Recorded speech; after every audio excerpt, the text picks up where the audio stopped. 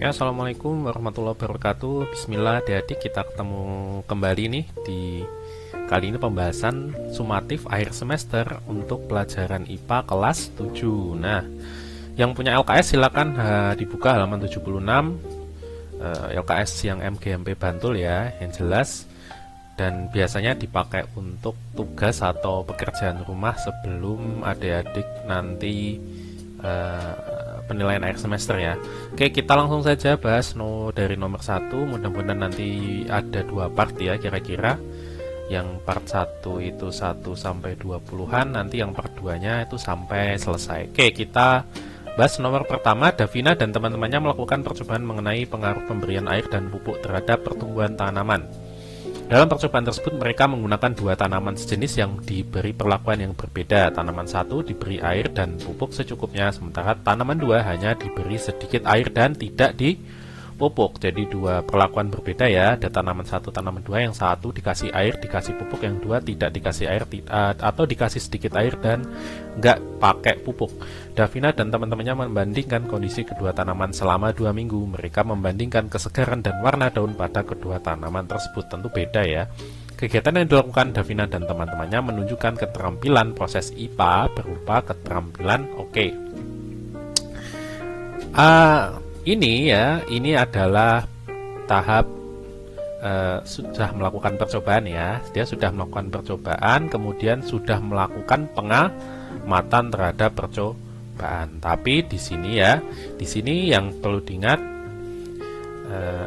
belum ada kesimpulan. Nah, jadi belum ada. Misalkan kesimpulannya tanaman 1 lebih terlihat segar dan warna daunnya lebih cerah ketimbang tanaman 2. Di sini belum ada. Berarti kesimpulan belum ada. Nah, jadi tahap-tahapnya kesimpulan itu setelah adanya percobaan ya dilakukan. Inferensi itu hampir sama dengan kesimpulan atau yang lebih sama dengan menyimpulkan, jadi sama saja. Nah, mengkomunikasikan artinya hasil yang sudah diperoleh kemudian sudah disimpulkan, nah baru dipresentasikan atau dikomunikasikan kepada misalkan kalau adik-adik ya teman-teman atau gurunya, ini loh percobaan kami. Nah, berarti itu setelah itu nanti paling terakhir ya. Berarti ini juga salah. Jadi yang jelas ini adalah proses sedang mengamati percobaan. Oke, kita ke nomor 2. Masih tentang percobaan. Jika A menunjukkan pertumbuhan kacang hijau di tempat gelap, jadi A yang paling tinggi ini ya. Ini adalah grafik yang bawah ini hari ke berapa, kemudian yang atas ini adalah pertumbuhannya ya. Jadi yang A ini ketika kacang hijau di tempat gelap, yang B kacang hijau di tempat redup kurang cahaya, dan C adalah pertumbuhan di tempat yang terang, jadi ada cahaya. Oke. Nah, di sini kesimpulannya yang bisa diambil dari grafik ini apa? Kita lihat di sini yang A tadi apa? Yang A itu ketika di tempat gelap ya. Ini gelap, kemudian ini redup, kemudian yang ini terang. Jadi kita bisa simpulkan justru kalau di tempat terang, menurut percobaan grafik ini ya, grafik percobaan ini justru kalau di tempat terang dia malah pertumbuhannya malah paling jelek. Nah, semakin gelap justru malah makin bagus. Nah, kesimpulannya apa? Kesimpulannya yaitu cahaya matahari malah menghambat pertumbuhan kacang hijau, ya kan? Yang B jelas salah ya, laju pertumbuhan kacang hijau lebih cepat di tempat terang. Kebalikannya, dia di tempat gelap justru malah lebih cepat. Yang C, kecambah kacang hijau di tempat redup memiliki batang paling tinggi. Padahal yang paling tinggi adalah yang di tempat gelap. Yang redup dia tinggi tapi tidak paling tinggi. Yang D, pertumbuhan kecambah kacang tidak dipengaruhi oleh cahaya. Nyatanya ini yang ada cahaya sama yang tidak berbeda. Berarti ada pengaruh. Berarti jawaban yang tepat memang yang A. Nomor 3, perhatikan judul suatu percobaan berikut ini. Pengaruh konsentrasi pupuk terhadap pertumbuhan tanaman padi. Hipotesis yang dapat tepat berdasarkan judul percobaan. Hipotesis artinya dugaan sementara. Jadi ketika kita melakukan percobaan, pasti kita ada dugaannya kan. Dugaan itu berarti, contohnya misalkan kita melakukan percobaan pengaruh tadi ya, pemberian pupuk terhadap tanaman. Kita sudah pasti ada dugaan kalau dikasih pupuk pasti tanamannya lebih bagus. Nah, itu adalah dugaan, tapi belum ada percobaan ya, jadi baru dugaan. Nah, dugaan itu dicantumkan dalam sebuah penelitian. Jadi dugaan itu tidak masalah. Nanti kita buktikan apakah benar kalau dikasih pupuk itu tanamannya bakal lebih bagus pertumbuhannya. Nah, pengaruh konsentrasi pupuk terhadap pertumbuhan tanaman padi. Berarti dugaan yang tepat yang mana? Nah, konsentrasi pupuk tidak mempengaruhi pertumbuhan tanaman padi. Nah, kalau dugaannya ini tidak bisa dibuktikan ya, tidak mempengaruhi, ini bukan dugaan yang bagus ya. Nah, karena kita tahu pasti ada pengaruhnya. Nah, secara umum, yang B, konsentrasi pupuk yang semakin banyak dapat mempercepat pertumbuhan padi. Nah, ini bagus, hanya kata-katanya. Nah, kata-katanya untuk hipotesis itu kira-kira semakin bla bla bla bla, maka semakin bla bla bla. Nah, itu adalah kata-kata yang tepat. Jadi kontennya benar, kata-katanya salah. Di sini, semakin sedikit konsentrasi pupuk yang diberikan, pertumbuhan padi semakin lambat. Nah, ini bagus ya, kata-katanya bagus, kontennya juga betul ya. Dugaannya kalau konsentrasi pupuknya sedikit, maka pertumbuhannya jadi lambat gitu ya. Yang D, semakin banyak konsentrasi pupuk yang diberikan, pertumbuhan padi menjadi tidak optimal. Ini juga bukan dugaan yang tepat. Oke, jadi jawabannya adalah yang C. Kita lanjut ke nomor 4. Asri menutup matanya dengan kain penutup sehingga tidak dapat melihat.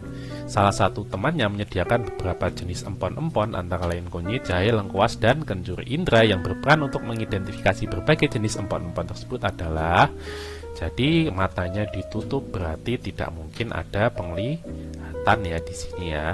Kemudian telinga juga tidak mungkin ya. Kita tidak mungkin mendengar suara kunyit, jahe, dan lengkuas. Jadi telinga salah.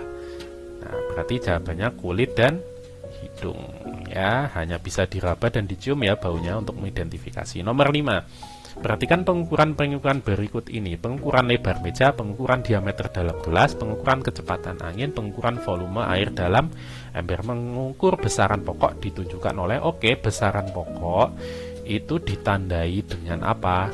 Ya, besaran pokok itu ditandai dengan satuannya ya tidak mengandung banyak tanda. Tidak mengandung tanda. Tanda itu apa? Misalkan garis miring ya, atau tanda misalkan pangkat 2. Nah, jadi tidak boleh mengandung tanda satuannya. Contoh, mengukur lebar meja itu satuannya apa kira-kira? Bisa meter, bisa senti ya. Bisa sentimeter ya, atau bisa meter. Nah, di sini tidak ada kuadratnya ya. Tidak ada per second atau per apapun. Dia hanya meter atau sentimeter. Nah, berarti ini adalah besaran pokok. Diameter dalam gelas ya, bisa juga diameter, berarti kalau tidak meter ya sentimeter. Ini juga besaran pokok. Pengaruh kecepatan angin, kecepatan itu satuannya apa? Biasanya bisa meter per second, kilometer per jam. Nah, ini ada per, ini berarti bukan. Volume air, volume pasti ada pangkat berapa? Biasanya ada pangkat 3 meter kubik. Nah, seperti itu. Ada pangkat-pangkatnya, berarti dia bukan besaran pokok. Berarti jawabannya 1 dan 2. Oke, ke nomor 6. Sebuah penggaris digunakan Damian untuk mengukur panjang beberapa pensil yang dia miliki seperti pada gambar di bawah. Berdasarkan gambar di atas, urutan pensil Damian mulai dari yang paling panjang. Untuk mengukur di sini tidak dari 0, jadi adik-adik bagaimana mengukurnya? Yang paling mudah yaitu dengan kita loncat ya. Di sini dia ya, contoh misalkan kita lihat dulu penggarisnya. Di penggaris ini kita lihat 3, kemudian ada selang-selangnya 4, 5, jadi segini ini 1 cm, 1 cm, 1 cm, 1 cm gitu ya. Nah, berarti kalau hanya segini berarti setengah senti ya, setengah senti. Nah, kita lihat misalkan pensil nomor 1 ya, 1 cm. Nah, di sini ya 1 cm, kemudian setelah 1 cm kita lihat 2 cm tapi kurang ya. Nah, kan di sini 2 cm kurang. Kurangnya berapa? Kurangnya 1 berarti 1,9. Nah, dikurangi 0,1 ya, 1,9 gitu ya. Kemudian yang kedua. Ya, yang kedua ini tadi 1,9 ya. Kemudian yang kedua, yang pensil nomor 2, kita lihat loncatnya berapa? 1, 2, 3. Nah, berarti 3 cm. Kemudian pensil nomor 3, kita lihat loncatnya berapa? Dari sini ya, loncatnya 1, 2, lebih ya, lebihnya berapa? 1 dan 2 berarti 2,2. Kemudian yang pensil yang keempat, kita baca ini 1 ya, 2, lebihnya berapa? Lebihnya 1 berarti 2,1. Nah, yang paling panjang berarti urutannya yang pensil nomor 2, kemudian yang kedua nomor 3, kemudian nomor 4, kemudian nomor 1, 2, 3, 4, dan 1. Oke. Yang nomor 7. Kayla memiliki 4 benda berbentuk kubus. Keempat benda tersebut diukur salah satu panjang sisinya menggunakan mistar dan hasilnya ditunjukkan pada tabel berikut ini. Jadi ada kubus 1, kubus 2, kubus 3, kubus 4, dia sisinya itu segini ya, 11,5, 11, 10,1, dan 10. Kayla mengisikan air 1100 ml ke dalam salah satu kubus dan air tumpah 100 ml. Berarti kita tahu ya, kalau kubusnya itu diisi 1100, tumpah 100, berarti isinya kubus hanya berapa? Berarti volumenya kubus 1100 dikurangi 100, hasilnya 1000 ml. Nah, kubus yang digunakan adalah kubus nomor berapa? Nah, kira-kira yang volumenya 1000 ml itu kubus yang mana? Nah, kita tahu kalau volume itu adalah sisi kali sisi kali sisi. Berarti berapa kali berapa yang angkanya sama itu kalau dikalikan hasilnya 1000. Ya, adalah kubus yang 4. Karena 10 kali 10 kali 10 hasilnya 1000 ml atau cm pangkat 3 sama saja. Oke, berarti yang D. Kita ke nomor 8. Oke, jika seorang petani ingin mengukur laju pertumbuhan 3 jenis tanaman. Ketiga jenis tanaman tersebut diukur ketinggian mula-mula, ketinggian akhir, dan waktu pertumbuhannya. Hasil pengukuran seperti pada tabel berikut. Jadi ada tanaman A, tanaman B, tanaman C itu awalnya itu tingginya beda-beda. Ada yang 24, ada 25, ada 27. Kemudian setelah waktu tertentu, misalkan tanaman A setelah 14 hari tingginya jadi segini. Setelah tanaman B setelah 17 hari tingginya jadi segini, yang 15 hari tingginya jadi segitu. Nah, jika cara mengukur laju pertumbuhan adalah tinggi tanaman pada saat pengukuran terakhir dikurangi dengan tinggi tanaman pada saat pengukuran mula-mula, kemudian dibagi dengan waktu pertumbuhannya. Nah, itu sudah ada rumusnya ya. Maka pernyataan yang benar terkait pada tabel tersebut. Nah, berarti kita lajunya kita ukur dulu ya. Tadi ya, ketinggian akhir dikurangi ketinggian mula-mula, kemudian dibagi dengan waktunya. Berarti contohnya, Yang A berarti 32 dikurangi 24 dibagi 14 berapa tuh? 32 dikurangi 24 hasilnya kan 8. Berarti 8 per 14. Kemudian 30 dikurangi 255 5 per 17. Ya ini 34 dikurangi 27 berarti 7 dibagi 15 7 per 15. Nah kita sudah dapat ya tanaman A itu 8 laju pertumbuhannya 8 per 14, yang B 5 per 17, yang C 7 per 15. Oke ya. Nah berarti siapa yang paling cepat? Yang paling cepat itu berarti yang paling banyak. Nah taunya dari mana yang paling banyak? Ya ini logika saja.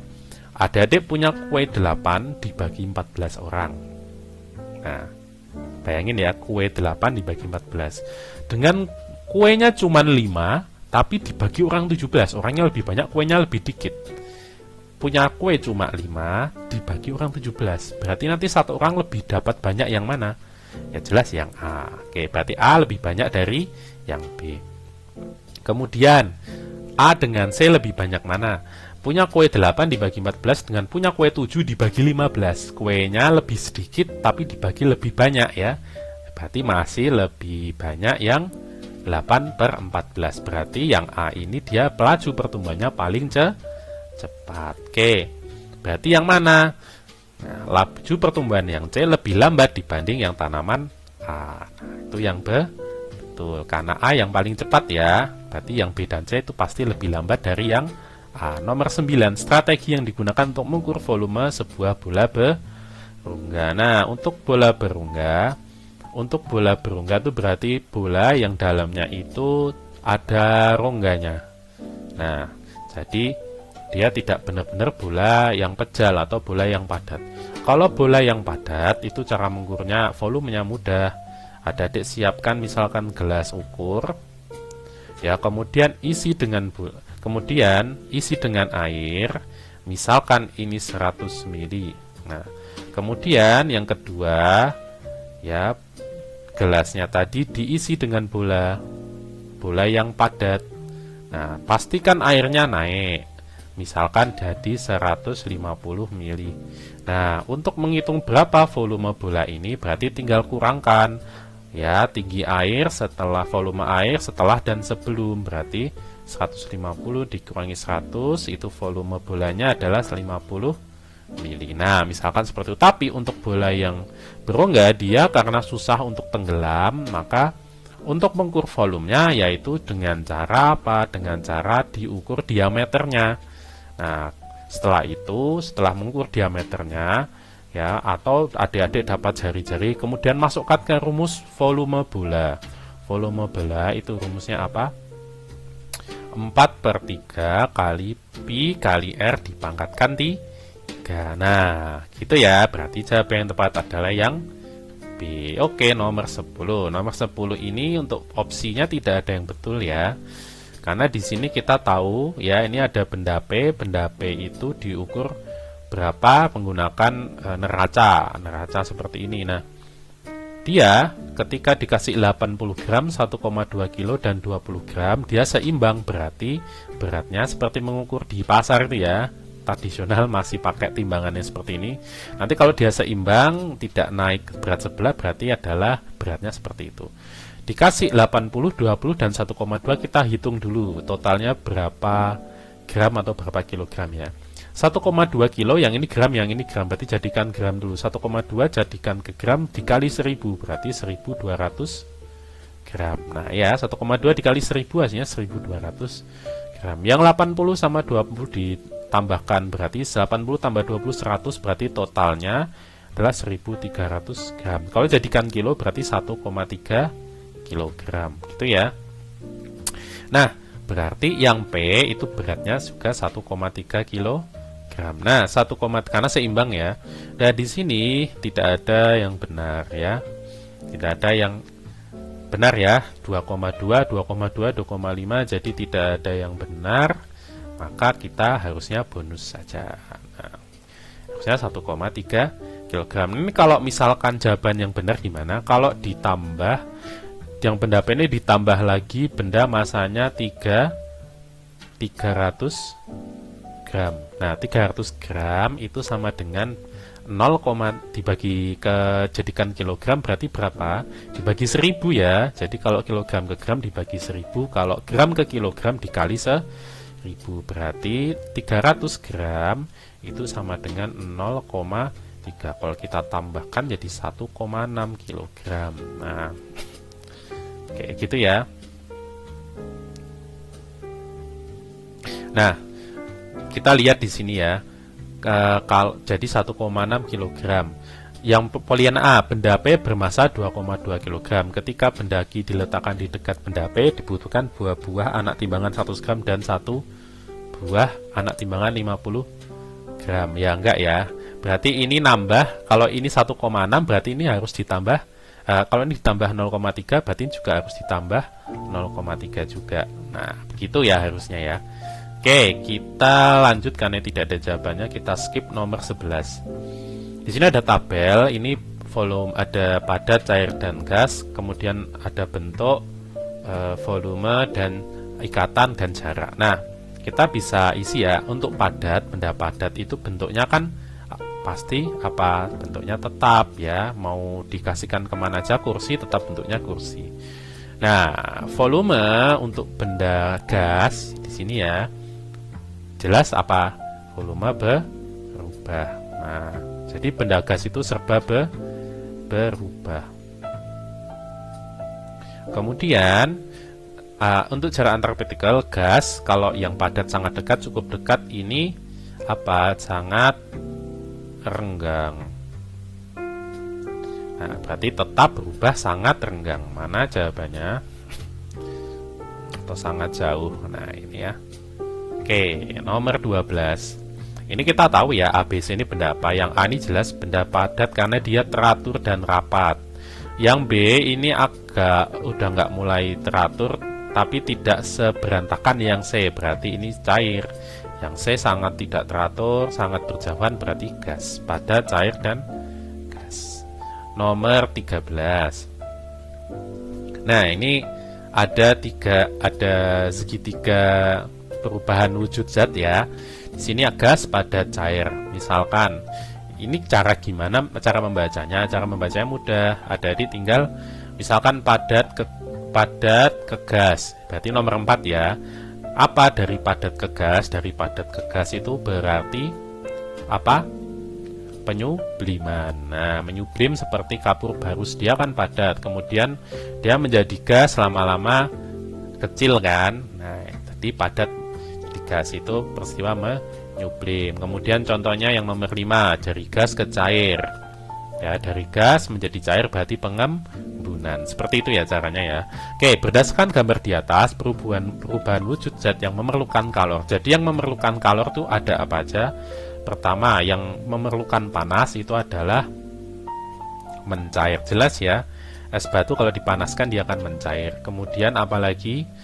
Mengembun juga memerlukan panas. Kemudian apalagi yang memerlukan panas? Menyublim. Nah, jadi ada 3 ya, mencair, mengembun, menyublim. Ini butuh kalor. Oke, berarti yang mana yang mencair? Mencair berarti dari padat menjadi cair, nomor 1. Mengembun, gas menjadi cair, nomor 5. Menyublim, dari padat menjadi gas, nomor 4. Berarti 1. Bentar, bukan ya, maaf, kesalahan ya. Dari padat mencair itu betul. Kemudian untuk mengembun itu berarti dia dari gas ke cair, uap ke cair, betul, nomor 5. 1, 5. Kok nggak ada ya, sebentar, ada salah mungkin ya. Padat ke cair itu mencair, betul, nomor 1. Kemudian cair ke gas, oh maaf, ini ada yang salah, maaf adik-adik ya, saya lupa ya kan. Yang 1 mencair, kemudian menguap ya, bukan mengembun ya. Kalau mengembun itu dia mengeluarkan kalor ya. Mencair, menguap, kemudian yang satu menyublim. Ya, jadi yang mengembunnya salah. Nah, ini adalah butuh kalor. Nah, mencair yang mana? Mencair yang tadi ya, padat jadi cair satu, kemudian menguap. Menguap itu kan berarti dia cair menjadi gas ya. Berarti nomor 2. Kemudian menyublim yang padat menjadi gas 4. Berarti 1, 2, dan 4. Oke, nomor 14. Berdasarkan gambar di atas, perubahan wujud zat nomor 1, 3, dan 5 secara berturut-turut adalah 1, 3, 5. 1 tadi kita tahu ya, 1 itu padat ke cair, berarti mencair. Nomor 3 dari gas ke padat itu apa? Itu namanya kristal atau mengkristal. Kemudian tadi yang nomor 5 ini gas ke cair itu mengembun. Ya, berarti mencair, mengkristal, dan mengembun. Oke, nomor 15. Sifat fisika dan sifat kimia. Jadi kalau sifat fisika dan sifat kimia itu perbedaannya sudah pernah diterangkan ya. Berdasarkan data di samping yang termasuk dalam sifat kimia adalah sifat kimia itu berarti dia ada hubungannya dengan membakar ya. Nah, contohnya misalkan ketika makanan kita dibakar menjadi energi ya dengan membutuhkan oksigen. Nah, di situ ada reaksi kimia. Tuh. Kemudian kimia itu erat kaitannya dengan reaksi ya. Reaksi berarti kereaktifan. Kemudian dia juga erat dengan apa? Dengan stabil atau tidak. Berarti 3, 5, dan 6. Oke. Nomor 16. Pernyataan berikut yang merupakan perbedaan antara perubahan fisika dan kimia.